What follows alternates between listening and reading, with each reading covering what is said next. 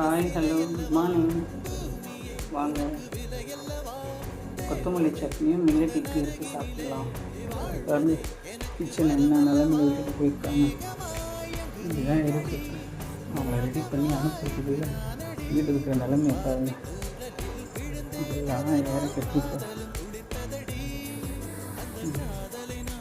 நிலமையில தான் இருக்குது.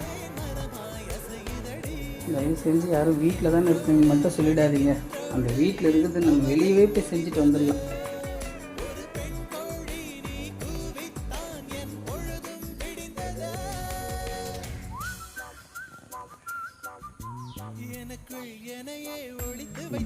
நாலு மணிக்கு எழுந்துச்சு எல்லா வேலையும் முடிச்சுட்டு ரொம்ப டயர்டாக எனக்கு கொஞ்ச நேரம் அப்படியே கார்டன் உட்காந்து ரெஸ்ட் எடுத்துகிட்டு அப்புறம் மறுபடியும் ஸ்டார்ட் பண்ணலாம் வேலையை. ஓகே.